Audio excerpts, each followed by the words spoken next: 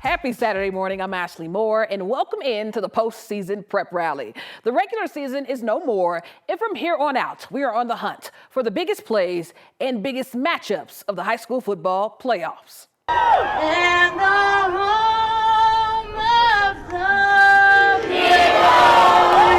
Mountain Vista taking on Fossil Ridge at halftime help, and we'll begin on a SaberCat punt. Brooklyn Bailey back to receive for Vista, and watch out, folks, look at the return.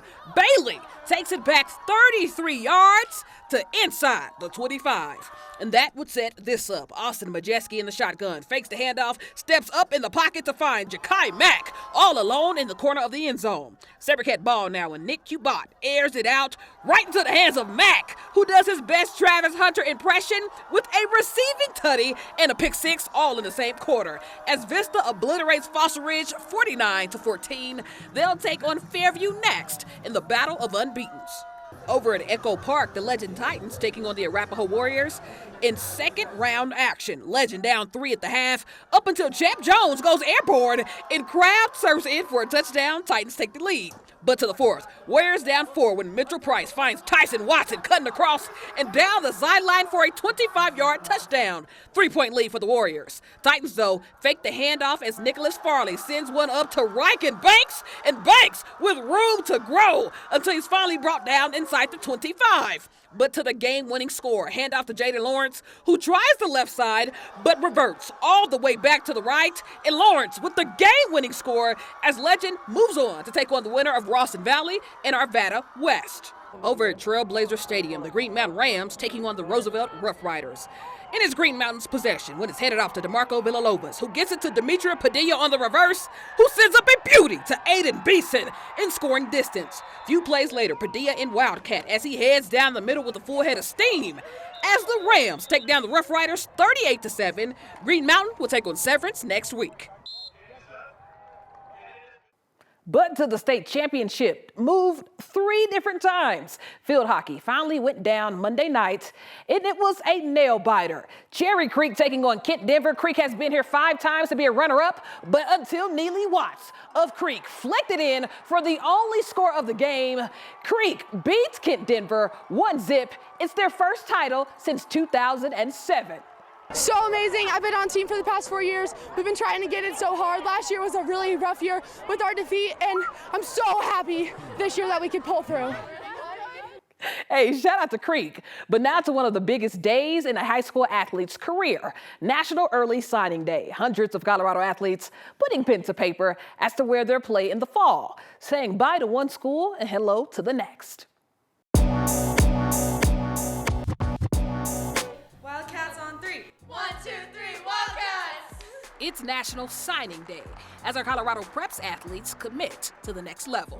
I'm just really excited to sign on to a team that I love so much and join such an amazing community, and I'm just really thankful for everyone who's helped me along the way. Over at Rawson Valley, 17 athletes put pen to paper, including twins Cooper and Sophia Heinlein, who are headed to 2 different coasts to play soccer and diving.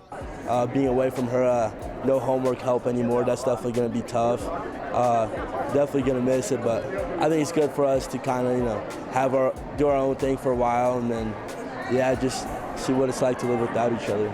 But the Mustangs had 2 sets of twins, and these 2 are both headed to Buena Vista to play soccer. It's so surreal, and it's something that doesn't come around very often, so we're very grateful that we get to keep together.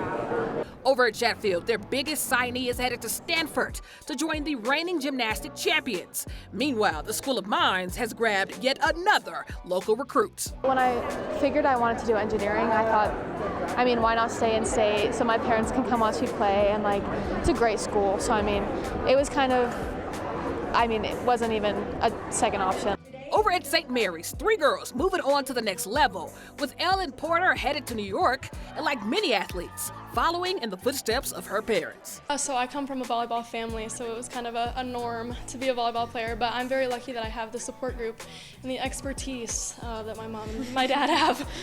And at Highlands Ranch, one of the top outfielders in the state, Trevor Gottsagen, is headed to D1 Utah, and he can sum up what all these athletes have gone through.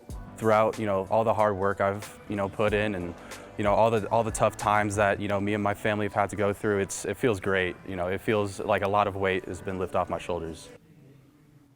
But let's look at some other signings from across the area. Look at Cherry Creek. My goodness, what a class. But listen to this. The reigning state champion baseball team had a massive signing class. 10 signees from that sport alone, with Connor Larkin headed to Oklahoma. Legacy had 14 athletes put pen to paper, the biggest being Ray Furbina, headed to UCLA to play volleyball. And Green Mountain had 7 athletes commit, including Piper Carlson, who's headed to CSU to play some D1 soccer, and 3 lacrosse signees, including Cara Harris, headed to Arizona State for lacrosse. And rounding out our group, Eagle Crest had 9 signees from several different sports, so congrats to all the signees across the area. But on Thursday, over at Denver Coliseum, Bridget Malone and Mountain Vista will take on Pine Creek in the state volleyball tournament. And Bridget's dad, Nuggets head coach Michael Malone, on hand to watch one of her final high school games of her career. Now, watch this. Malone on the outside trying to sneak in a quick hit, but Pine Creek would dig it up just to get it back to Malone, who'd get the big kill. Mountain Vista would win in 5 sets. The Eagles went on then to play Valor, but look at Coach Malone supporting his daughter. My daughters have been to states, now it'll be 6 years in a row. And as a parent, I always love going there. It's such a great environment. And just to be a dad, to support them and watch them with tremendous amount of pride. But tomorrow on the Prep Rally, we will have state championship soccer and state championship volleyball, and you won't want to miss it. So we'll see you tomorrow morning right here on the Sunday Morning Prep Rally. We'll see you next time.